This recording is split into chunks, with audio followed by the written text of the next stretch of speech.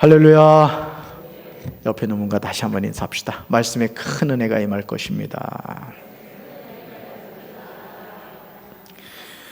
자, 오늘 마가복음 1장 4절부터 8절까지 말씀으로 성령 세례란 무엇인가? 성령 세례란 무엇인가? 이런 제목으로 말씀을 나누고자 합니다. 여러분, 우리가 아는 속담 가운데 난 놓고 기억자도 모른다 이런 말이 있죠. 우리가 오랜 동안 사실 신앙생활하면서 지난주에 여러분 우리가 성령 세례를 받아야 된다, 그죠? 성령 세례 받는 법에 대한 그런 말씀을 나눴습니다. 그리고 참 감사하게도 우리 성도님 가운데 한 분이 저에게 문자를 보내기를, 목사님 저 성령 받았어요. 우째 아멘이리 시원치 않습니까? 남의 얘기라고. 목사님 저 성령 받았어요. 얼마나 감사한지. 할렐루야. 여러분들이 다 성령 받게 되길 주님 이름으로 축원합니다. 신앙생활을 오랫동안 해도 사실 이 성령 세례가 뭔지, 성령 충만이 뭔지, 왜 성령을 받아야 되는지 이거 알지 못하고 신앙생활하는 경우 많아요. 오늘 우리가 성령 세례란 무엇인가를 살펴볼 텐데 말씀을 많이 볼 겁니다. 말씀을 많이 볼 텐데 그 말씀을 통해서 여러분 깨닫는 은혜가 있게 되길 주님의 이름으로 축원합니다. 자, 바울은 고린도전서 12장 3절에서 우리에게 아주 중요한 사실을 전해주고 있어요. 같이 읽습니다. 그러므로 내가 너에게 알리노니 하나님의 영으로 말하는 자는 누구든지 예수를 저주할 자라 하지 아니하고 성령으로 아니하고는 누구든지 예수를 주시라 할 수 없느니라. 아멘. 자, 바울은 우리 모두에게 너무나 분명하게 성령으로 아니하고는 누구든지 예수님을 뭐라 할 수 없다? 주시라고 고백할 수 없다는 거예요. 그 여러분 예수님도 말씀하셨잖아요, 그죠? 우리가 영접하는 자 곧 그 이름을 믿는 자들에게 하나님의 자녀가 되는 권세를 주셨으니 이는 혈통으로나 육종으로나 사람의 뜻으로 나지 아니하고 오직 하나님께로부터 난 자들이랬어요. 할렐루야. 그러니까 성령으로 아니하고는 누구든지 예수를 뭐라 할 수 없다고요? 주시라 할 수 없다는 거예요. 오늘 우리가 오랜 동안 신앙생활 하면서 많은 사람들이 성령님이 누구신지, 성령 세례가 무엇인지 전혀 모르는 경우가 많습니다. 여러분, 모르면서 아는 척하지 맙시다. 모르면서 아는 척하지 마세요. 이 공부 잘하는 학생들의 특징이 뭐냐면 모르면 선생님한테 물어봅니다. 선생님, 이게 이해가 되지 않아요. 그럼 선생님이 뭐예요? 설명해 줍니다. 저는 어떤 성도님을 귀하게 생각하냐면 말씀을 듣다가 이해가 되지 않으면 저한테 카톡이나 문자 보내는 성도님들. 육신적으로는 솔직히 말씀드리면 피곤해요. 그런데 그 말씀을 알고 싶어하는 그 마음을 제가 알기 때문에 제가 아는 것은 즉시 대답을 해드립니다. 근데 목사인 저도 모르는 부분이 있어요. 그럼 뭐라고 제가 말씀드리느냐? 권사님, 장로님, 저도 이거 연구해보고 알려드릴게요 하고 말씀을 드려요. 솔직하죠? 그래, 생겼잖아요 벌써. 그래서 여러분, 우리가 신앙생활 하면서 모르는 건 창피하는 게 아니에요. 모르는 걸 인정하고 자꾸 배워서 뭐 해야 돼요? 알아가야 될 줄로 믿습니다. 신앙생활도 그렇거든요. 자, 성령 세례란 표현은 마태복음 3장 11절에서 세례 요한이 가장 먼저 사용했어요. 자, 누가 가장 먼저 사용했다? 세례 요한. 이거 시험 나옵니다. 같이 읽어봐요. 나는 너희로 회개하게 하기 위하여 물로 세례를 베풀거니와 내 뒤에 오시는 이는 나보다 능력이 많으시니 나는 그의 신을 풀기도 감당하지 못하겠노라. 그는 성령과 물로 너에게 세례를 베푸실 것이요. 아멘. 네. 자, 여기서 뭐라고 말하죠? 그는 뭐와 뭐로 너에게 세례를 베푸신다고요? 성령과 불로 세례를 베푼다는 거예요. 자신은 지금 물 세례를 주고 있지만 내 뒤에 오시는 메시아 그리스도 예수는 너에게 성령 세례를 베푸신다는 거예요. 저와 여러분에게 이런 은혜가 있어야 될 줄로 믿습니다. 자, 그리고 사도행전 1장 5절 보면요, 예수님은 성령 세례에 대해서 다음과 같이 말씀하셨어요. 같이 읽습니다. 요한은 물로 세례를 베풀었으나 너희는 몇 날이 못되어 성령으로 세례를 받으리라 하셨느니라. 아멘. 자, 두 종류의 세례가 나오죠. 무슨 세례? 물 세례. 또요? 성령 세례. 그러니까 성령 세례 받아야 된다, 말아야 된다? 예수님이 약속하셨잖아요. 그런데 대부분 성도들이 어디에서 만족하느냐? 물 세례가 전부인 줄 알고 그것이 끝이라고 생각해요. 무슨 세례도 받아야 된다? 성령 세례도 받아야 된다. 자, 그렇다면 예수님이 제자들에게 약속하신 성령 세례에 대한 약속이 어떻게 됐을까? 자, 사도행전 2장 3절과 4절입니다. 같이 읽습니다. 시작. 마치 불의 혀처럼 갈라지는 것들이 그들에게 보여 각 사람 위에 하나씩 임하여 있더니 그들이 다 성령의 충만함을 받고 성령이 말하게 하심을 따라 다른 언어들로 말하기를 시작하니라. 아멘. 자, 예수님의 약속이 이루어졌어요? 안 이루어졌어요? 이루어졌어요. 성령이 말하게 하심을 따라. 내가 진하게 한 것은 좀 표시를 해줘야 되는데 성령이 말하게 하심을 따라 했단 말이에요. 그러니까 이들이 지금 뭘 받은 거예요? 성령을 받은 거예요. 아멘. 성령 세례를 받은 거란 얘기예요. 자, 사도행전 10장 44절부터 46절을 보시면 성령 충만과 성령 세례는 동의한 것을 알 수 있어요. 자, 성령 충만과 뭐가 동의하다? 성령 세례가. 이걸 또 구분하는 사람도 있기는 합니다. 자, 같이 읽습니다. 베드로가 이 말을 할 때에 성령이 말씀을 듣는 모든 사람에게 내려오시니 베드로와 함께 온 할례 받는 신자들이 이방인들에게도 성령 부어 주심으로 말미암아 놀라니 이는 방언을 말하며 하나님 높임을 들음이로라. 아멘. 여러분, 성령을 어떻게 받았다고요? 말씀을 들을 때. 아멘. 저는 우리 성도 여러분들이 말씀을 들을 때 성령 받게 되길 주님의 이름으로 축원합니다. 성령을 받으니까 어떻게 돼요? 방언을 말하며 하나님을 높였다는 거예요. 할렐루야. 자, 사도행전 11장 15절부터 17절에서 베드로가 예루살렘에서 보고하는 내용이에요. 자, 같이 읽습니다. 내가 말을 시작할 때에 성령이 그들에게 임하시기를 처음 우리에게 하신 것과 같이 하는지라. 내가 주의 말씀에 요한은 물로 세례를 베풀었으나 너희는 성령으로 세례를 받으리라 하신 것이 생각났노라. 그런즉 하나님이 우리 주 예수 그리스도를 믿을 때 주신 것과 같은 선물을 그들에게도 주셨으니 내가 누구에게 하나님을 능히 맡겠느냐 하더라. 아멘.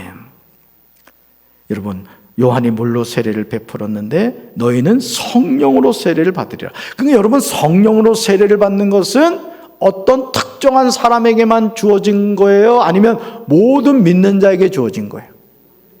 그러니 우리 강경제일교회 성도 여러분들이 성령 세례를 받아야 돼요? 안 받아야 돼요? 오늘 이 밤에 받게 되길 주님의 이름으로 축원합니다. 할렐루야. 네. 그래서 성령 세례에 대한 성경의 다양한 용례가 나오는데요. 자, 사도행전 19장 2절 뭐라고 나오죠? 성령을 받다. 그 다음 사도행전 19장 6절 뭐라고 나오죠? 성령이 그들에게 임하셨다. 자, 사도행전 2장 38절과 히브리서 2장 4절 보니까 뭐라고 표현이 돼요? 성령의 선물. 네. 그 다음요. 누가복음 24장 49절 읽어봅니다. 내가 내 아버지의 약속하신 것을 너에게 보낸 것이다. 자, 누가복음 24장 49절 위로부터 능력을 입혀지다. 예, 능력이 입혀지다. 이렇게 되겠죠. 이게 성령 세례에 대한 성경의 다양한 용례라는 거예요. 이 표현들이 다 뭘 나타낸다? 성령 세례를 나타낸다. 우리는 성령 세례에 관한 올바른 이해를 해야 되는데 성령 세례를 받은 사람은 자기가 성령 세례를 받았다는 것을 알지 못할 수 없다는 거예요. 여러분 안에 불이 있어요. 숯불이 있다고 칩시다. 그럼 뜨거워요, 안 뜨거워요? 아, 뜨거 한단 말이에요. 아, 뜨거. 그리 성령의 불을 받았는데 받았는지 안 받았는지 안다, 모른다? 안다는 거예요. 안다 이거. 할렐루야. 알게 되시길 주님의 이름으로 축원합니다. 네. 자, 그래서 우리가 이 사실에 관해 세 가지 사실들에서 충분히 입증할 수 있는데 우리가 명심해야 하는 중요한 내용이죠. 자, 누가복음 24장 49절 같이 읽습니다. 내가 내 아버지께서 약속하신 것을 너에게 보내리니 너희는 위로부터 능력으로 입혀질 때까지 이 성에 머물라. 아멘. 자, 내가 내 아버지께서 약속하신 것을 너에게 뭐한다? 보내겠다. 그게 뭐라고요? 성령 세례라 이게. 그러니까 성령 세례는 누가 약속한 것이다? 주님이 약속하신 것이에요. 자, 그 다음 또 사도행전 1장 4절 읽습니다. 예루살렘을 떠나지 말고 내게서 들은 바 아버지께서 약속하신 것을 기다리라. 자, 누가 약속하신 거라고요? 아버지께서. 그러니까 여러분, 성령 받는 것은 아버지가 약속하신 거예요. 주겠다는데 안 받는 것은 바보예요, 바보예요? 바보죠. 옆에 있는 분 한번 봐봐요. 바본가 아닌가? 오늘 이 밤에 받게 되길 주님의 이름으로 축원합니다. 자, 사도행전 8장 15절과 16절 봅시다. 같이 읽습니다. 그들이 내려가서 그들을 위하여 성령 받기를 기도하니 이는 아직 한 사람에게도 성령 내리신 일이 없고 오직 주 예수의 이름으로 세례만 받을 뿐이더라. 아멘. 자, 성령 받기를 위해서 뭐 했다고요? 기도했어요. 아까 성령이 언제 임했다고요? 말씀을 들을 때. 말씀을 들을 때 성령이 임하시고 기도할 때 성령이 임하세요. 할렐루야. 자, 그 다음 사도행전 19장 2절 같이 읽습니다. 이르되 너희가 믿을 때 성령을 받았느냐? 이르되 아니라 우리는 성령이 계심도 듣지 못하였노라. 예. 어떤 분들이 이 성령이 귀신 가운데 한 종류로 아는 분이 있어요. 아니에요. 성령님은 하나님이세요. 아멘. 예. 그 여러분, 우리가 신앙생활 하면서 성부 하나님, 성자 하나님, 성령 하나님을 알아야 돼요. 예. 이제 성경 공부할 때 여러분들한테 제가 잘 가르쳐 드리겠지만은 잘 배우셔야 돼요. 자, 바울은 갈라디아서 3장 2절에서 누군가 우리에게 성령을 받은 것에 대해서 당신은 성령을 받았습니까? 이 질문에 딱 부러지게 예, 아니오로 대답할 수 있을 정도로 분명한 체험을 해야 된다고 말하고 있어요. 우리 강경제일교회 성도들이 이런 체험할 수 있게 되길 주님의 이름으로 축원합니다. 자, 갈라디아서 3장 2절 볼까요? 같이 읽습니다. 내가 너에게 다만 이것을 알려 하노니 너희가 성령을 받은 것이 율법의 행위로냐 혹은 듣고 믿음으로냐. 여러분, 성령을 어떻게 받아요? 말씀을 듣고 믿을 때 받게 되는 줄로 믿습니다. 아멘. 그래서 성령 세례와 관련된 성경의 기록에 등장하는 사람들은 자기들이 성령 세례를 받았는지 아닌지를 분명히 알았기 때문에 성령을 받았습니까? 이렇게 물었을 때 예, 아니오라는 것을 분명히 대답했다는 거예요. 여러분 잘 들으셔야 돼요.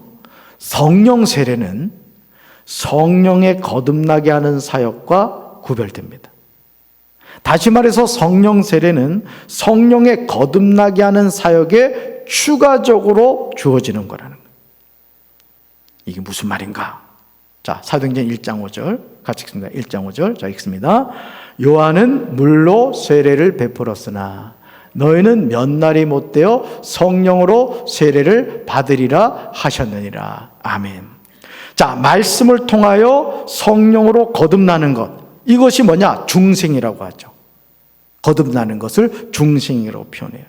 근데 이 중생, 성령으로 거듭나는 것과 성령 세례는 다르다는 거예요.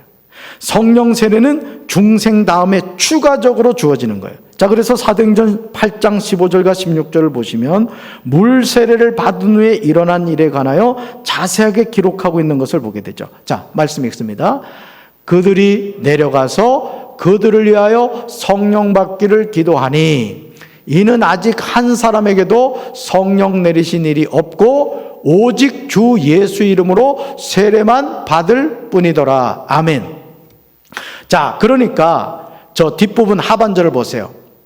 성령 내리신 일이 없고 뭔 얘기요? 아직 성령 세례를 받지 못했다는 거예요. 근데 오직 주 예수 이름으로 뭐를 받았을 뿐이라고요? 세례만 받았다. 이게 뭐예요? 성령으로 거듭나는 중생의 체험을 했다는 얘기예요. 아멘. 물과 성령으로 거듭나야 된다고 그러셨잖아요. 그 거듭남의 체험을 했다는 거죠. 그런데 아직 뭐를 받지 못했다고요? 성령 세례를 받지 못했다는 거예요. 자, 그렇기 때문에 성령 세례를 받지 못한 경우가 생길 수 있는데, 자, 중생을 통해 우리는 생명을 받게 됩니다. 거듭나야만 아버지 나라에 간다 그랬어요. 아멘. 천국은 누가 간다고요? 물과 성령으로 거듭나는 자가 가는 거예요. 그래서 이 생명을 받은 사람이 뭘 받게 돼요? 구원을 받게 됩니다. 깨달아지세요? 네. 성령으로 거듭나는 것이 중생이라 했어요. 주 예수 이름으로 세례를 받았다는 것은 뭐예요? 성령님을 통해 거듭남의 체험을 했다는 뜻이에요. 그런데 이는 아직 한 사람에게도 성령 내리신 일이 없다는 것은 아직 뭘 못 받았다? 성령 세례를 못 받았다는 그런 뜻이라는 거예요. 그래서 여러분 잘 들으세요. 성령 세례를 통해서 우리는 뭘 받느냐? 능력을 받아요. 따라합시다. 성령 세례를 통하여 능력을 받습니다. 능력 받은 사람이 사역을 감당합니다. 자, 거듭남의 체험을 통해서 우리가 뭐가 된다고요? 중생하게 된다 그랬어요. 그런데 성령 세례는 우리에게 뭘 준다고요? 능력을 준다 이거예요. 능력을 받은 사람이 뭘 해요? 사명을 감당하는 거예요. 사역을 감당하는 거예요. 할렐루야. 그래서 오직 성령이 너에게 임하시면 너희가 권능을 받고 예루살렘과 온 유대와 사마리아 땅끝까지로 내 증인이 되리라고 했다는 거죠. 그러니까 성령이 임할 때 뭘 받고? 권능 받고, 권능 받은 사람이 뭐가 된다? 예수님의 증인이 된다 이거예요. 할렐루야.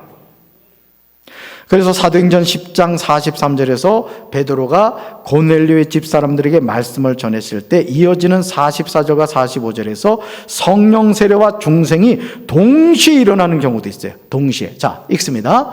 그에 대하여 모든 선지자도 증언하되 그를 믿는 사람들이 다 그의 이름을 힘입어 죄사함을 받는다 하였느니라. 자, 죄사함을 받는다는 게 뭐예요? 죄사함 받는다. 이게 뭐예요?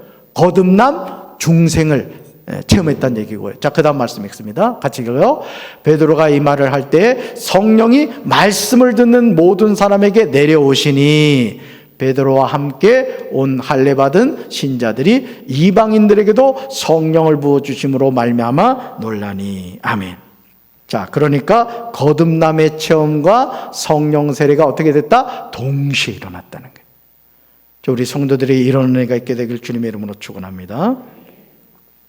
그래서 고넬료와 그의 집사람들은 베드로를 통하여 예수 그리스도에 대한 증거를 믿는 순간 성령 세례를 받았어요. 이것은 그들이 물 세례를 받기도 전에 일어난 일이에요. 그러니까 이 순서는 어떻게 일어나느냐는 중요하지 않아요. 물 세례를 먼저 받은 다음에 성령 세례를 받는 사람이 있고 성령 세례를 받으면서 나중에 물 세례를 받기도 합니다. 그러니까 이 순서는 중요한 게 아니라는 거죠. 여러분, 중생과 성령 세례가 그들에게 동시에 일어났는데 이런 일은 현재도 일어난다는 거예요. 저는 여러분들이 성령님을 통해서 거듭남의 체험을 할 뿐만 아니라 성령 세례를 통해 능력받게 되길 주님의 이름으로 축원합니다. 그래서 그리스도인들 가운데 주 예수의 이름으로 세례를 받고 회개하고 죄사함을 얻은 신자가 되었지만 아직 성령 세례를 받지 못한 이들이 있다는 거예요. 그러니까 거듭남의 체험은 했는데 성령 세례를 통하여 하나님이 주시는 능력을 못 받고 능력 못 받으니까 사명을 감당하지 못하는 그런 경우가 있다는 것이죠. 여러분, 성령 세례는 꼭 받아야 할 줄로 믿습니다. 아멘. 그래서 성령 세례는 받아도 되고 안 받아도 되는 선택 요소가 아니에요. 여러분, 혹여나 지금 시간이 저기에서 제가 이렇게 전합니다만은 이 내용을 정독하기 원하시는 분 저한테 요청하세요. 제가 여러분들한테 카톡이나 이메일을 통해 보내드릴게요. 자, 우리가 완전한 의미에서 그리스도의 몸의 지체가 되는 것은 오직 성령을 통해서요. 성령 세례를 통해서요. 왜냐하면 우리가 그리스도의 몸의 일부로서 감당해야 할 사명을 할 수 있는 능력은 오직 성령 세례를 통해서만 주어지기 때문이에요. 따라서 성령 세례는 필수입니다. 아멘. 그러니까 나 혼자 구원받는 것은 거듭남으로 된단 말이죠. 중생을 통해 가능해요. 그러나 하나님이 나에게 맡겨주신 사명을 감당하려면 반드시 뭘 받아야 된다? 성령 세례를 받아야 된다. 아멘. 그래서 여러분 예수님 요단강에서 세례받는 장면 한번 생각해 보세요.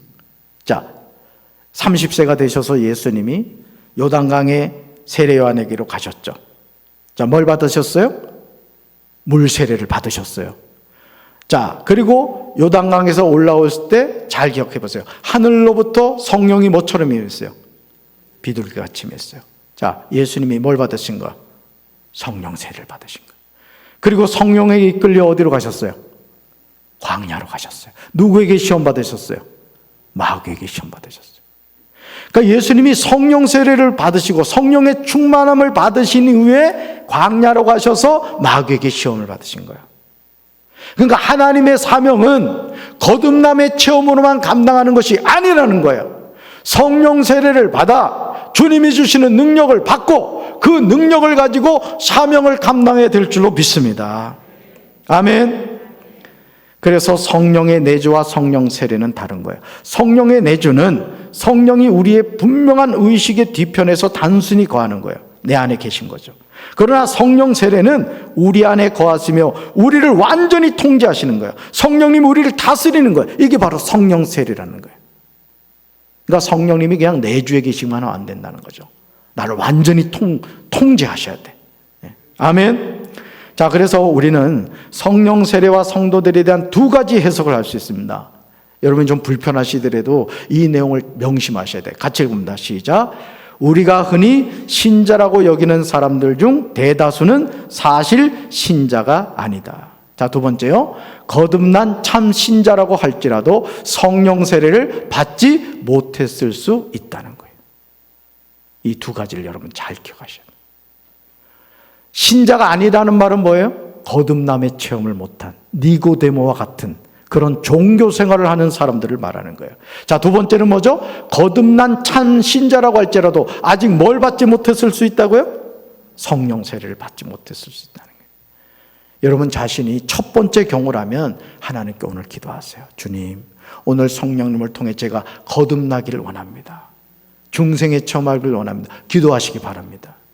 또 거듭남의 체험을 하신 성도라면 그걸로 만족하지 마시고 주여 나에게 성령 세례를 주시옵소서 기도하셔서 체험하게 되기를 주님의 이름으로 축원합니다.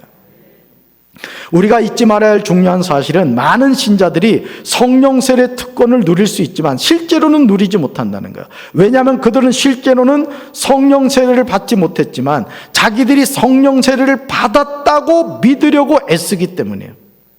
여러분 성령 세례는 언제나 뭐와 연결되느냐 따라합니다. 복음 증거, 봉사. 자, 성령 세례를 받으면 뭘 받게 된다 그랬죠? 능력을 받게 된다 그랬어요. 능력을 받으면 뭘 한다? 사역을 감당하는 거예요. 그러니까 왜 우리가 성령 세례를 받아야 되느냐? 복음을 증거하기 위해서, 봉사의 일을 하기 위해서는 반드시 뭘 받아야 된다? 성령 세례를 받아야 된다는 거예요. 할렐루야. 자, 한번 볼까요? 자, 누가복음 24장 49절 같이 읽습니다. 볼지어다 내가 내 아버지께서 약속하신 것을 너에게 보내리니 너희는 위로부터 능력으로 입혀질 때까지 이 성에 머물라 하시니라. 아멘. 자, 위로부터 능력이 입혀진다는 건 뭐예요? 성령 세례를 말하는 거예요. 그러니까 여러분 하나님의 일은 성령 세례 받아야 될 줄로 믿습니다. 아멘. 자, 그 다음은요. 사도행전 1장 5절 읽습니다. 요한은 물로 세례를 베풀었으나 너희는 몇 날이 못되어 성령으로 세례를 받으리라 하셨느니라. 아멘. 여러분 성령으로 세례를 받는 건 누구 약속이에요? 지금 예수님이 약속하신 거예요. 받아야 돼요? 안 받아야 돼요? 약속한 겁니다. 받으시길 주님의 이름으로 축원합니다. 자, 우리 잘 아는 말씀 사도행전 1장 8절 읽습니다. 오직 성령이 너에게 임하시면 너희가 권능을 받고 예루살렘과 온 유대와 사마리아와 땅끝까지 이르러 내 증인이 되리라 하시니라. 아멘. 오직 성령이 너에게 임하시면 이 성령 세례를 말하는 거예요. 자, 뭘 받고요? 권능 받고. 권능 받은 사람이 누구 증인데요? 예수님 증인 되는 거예요. 그러니까 여러분 전도를 한다는 것은 뭘 말하냐? 성령 세례를 받아야 된다는 거예요. 그러면 권능을 받게 되고 그 권능 받은 사람이 예수님의 증인이 된다는 거예요. 자, 사도행전 2장 4절 볼까요? 같이 읽습니다. 시작. 그들이 다 성령의 충만함을 받고 성령이 말하게 하심을 따라 다른 언어들로 말하기를 시작하니라. 아멘. 성령의 뭘 받았다고요? 충만함. 아까 말씀드렸죠? 성령 충만과 성령 세례가 같은 말이라 했어요. 자, 성령의 충만함, 성령 세례를 받으니까 성령의 말하게 하심을 따라 뭐 했다고요? 다른 언어들로 말했다. 방언을 말하게 됐다. 아멘. 자, 그래서 성령 세례를 받은 베드로와 사도들은 매우 강한 능력으로 복음을 증거했어요. 자, 볼까요? 사도행전 2장 41절과 42절 같이 읽습니다. 그 말을 받은 사람들은 세례를 받음에 이날의 신도의 수가 3,000이나 더하더라. 그들이 사도의 가르침을 받아 서로 교제하고 떡을 떼며 오로지 기도하기를 힘쓰니라. 아멘. 신도의 수가 이날에 몇 명이 더했다고요? 그러니까 우리 강경제일교회 여러분, 이 빈자석 채워지는 게 어려워요, 쉬워요? 쉽다 이거예요. 어떻게 하면 돼요? 성령 세례 받으면 돼요. 할렐루야. 여러분, 산에요, 성냥같이 하나 불만 있어도요 온 산을 다 태웁니다. 저는 우리 성도 여러분들이 성령 세례 받으셔서 신도의 수가 3,000이나 더해지는 우리 강경제일교회 되기를 주님의 이름으로 축원합니다. 자, 사도행전 9장 17절로 20절에서 바울이 성령 세례를 받은 내용에 관한 거예요. 같이 읽습니다. 시작. 아나니아가 떠나 그 집에 들어가서 그에게 안수하여 이르되 형제 사울아, 주 곧 내가 오는 길에서 나타나셨던 예수께서 나를 보내어 너로 다시 보게 하시고 성령으로 충만하게 하신다 하니, 즉시 사울의 눈에서 비늘 같은 것이 벗어져 다시 보게 된지라 일어나 세례를 받고 음식을 먹음에 강건하여지니라. 사울이 다메섹에 있는 제자들과 함께 며칠 있을새 즉시로 각 회당에서 예수가 하나님의 아들이심을 전파하니. 아멘. 자, 성령으로 충만하게 하신다. 뭐라고요? 성령 세례를 받은 거예요. 그러니까 놀랍죠? 어제까지만 해도 예수 믿는 사람들을 잡아 죽이던 사울이 성령 세례를 받으니까 20절에 즉시로 각 회당에서 예수가 하나님의 아들이심을 뭐 했다고요? 전파한 거예요. 왜? 능력을 받은 거예요. 능력을 받으니까 누굴 전하게 된 거예요? 예수를 전하게 된 거예요. 이런 은혜가 우리 성도들에게 함께 하시길 주님의 이름으로 축원합니다. 할렐루야. 자, 그 다음 사도행전 9장 22절 같이 읽습니다. 사울은 힘을 더 얻어 예수를 그리스도라고 증언하여 다메섹에 사는 유대인들을 당혹하게 하니라. 자, 사울은 힘을 더 얻었다는 게 뭐예요? 성령 충만, 성령 세례를 받은 거예요. 그러니까 누구를 증언해요? 예수를 그리스도라 증언한 거예요. 그러니까 성령 받으면 누구를 전하는 거예요? 예수님을 전합니다. 성령 충만하면 예수님을 전하게 되는 거예요. 우리 성도들에게 이런 은혜가 함께하기를 주님의 이름으로 축원합니다. 그래서 성령 세례에 관한 가장 완벽한 성경이 고린도전서 12장이에요. 그러니까 12장을 읽어보세요. 고린도전서 12장. 그래서 성령 세례에 대한 가장 모범적인 장인데요, 성령 세례의 1차적인 목적은 신자들을 행복하게 하는 것이 아니라 그들을 유용한 존재로 만드는 거예요. 자, 보세요. 여기 종이 있죠. 이 종이 길거리에 있으면 이게 의미가 있어요, 없어요? 없어요. 여기 있으니까 예배를 드릴 때 다 함께 조용한 기도하심으로 예배 드리겠습니다. 존귀하게 쓰임받죠. 성령 세례는 하나님의 자녀가 하나님의 자녀로 쓰임받게 하는 거예요. 여러분, 쓰임받는 인생 되기를 주님의 이름으로 축원합니다. 그래서 여러분, 성령 세례의 1차적인 목적은 뭐냐? 전도와 봉사의 효율성을 향상시키는 겁니다. 자, 한 가지 예를 들게요. 자, 보세요. 자, 이 스마트폰이에요. 이 스마트폰이 온전한 기능을 감당하려면 가장 중요한 게 있죠. 이 스마트폰에 뭐가 있어야 돼요? 건전지가 있어야 돼요. 건전지를 빼버리면 이 스마트폰은 아무 의미가 없어요. 자, 성령 세례는 뭐냐? 스마트폰의 건전지 같은 거예요. 이걸 이해를 돕기 위해서 말씀드린 겁니다. 다시 말해서 이 스마트폰이 건전지가 없으면 얘는 아무것도 안 해요.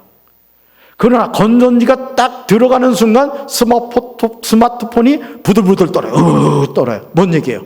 주인님 준비됐습니다. 뭘 도와드릴까요? 이거란 말이죠. 그러니까 성령 세례 받으면 가만히 있질 못해요.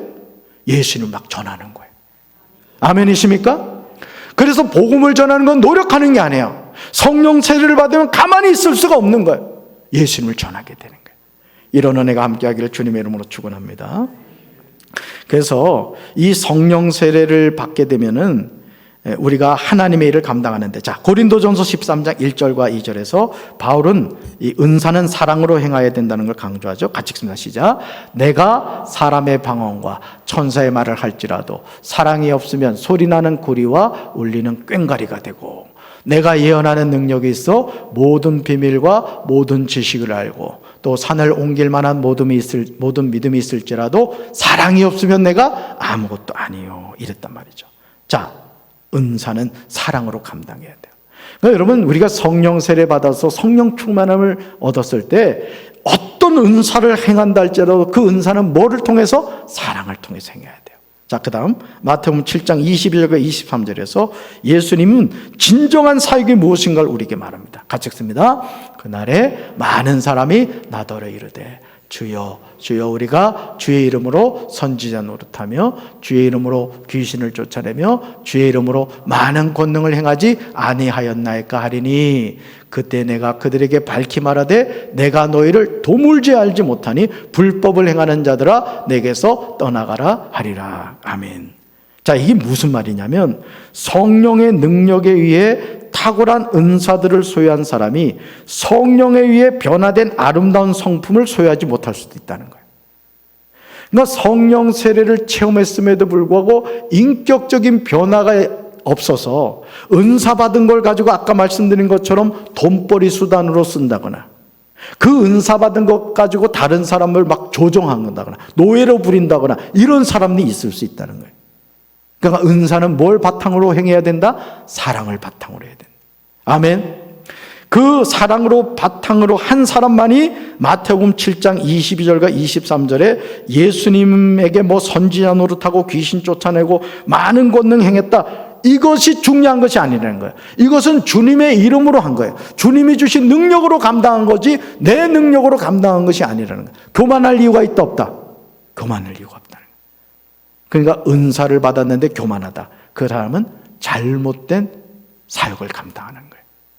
저 우리 사랑하는 성도 여러분들이 성령 충만, 성령 세례 받으셔서 하나님의 사명자로 쓰임받게 되길 주님의 이름으로 축원합니다. 자, 그러므로 이제 우리는 물 세례만으로 만족하는 신앙생활이 아니라 성령 충만과 성령 세례를 받아서 주님이 나에게 맡기신 사명을 뭐로 감당해야 된다? 믿음으로 감당해야 된다. 아멘. 자, 성령을 통하여 첫 번째 뭐라 그랬어요? 거듭남의 체험을 한다 그랬죠? 그러므로 우리가 구원을 받는다고 했어요. 생명을 얻는다고 했어요. 자, 성령 세례는 뭐라 그랬죠? 성령 세례를 받으면 뭘 받는다? 능력, 권능을 받는다 했어요.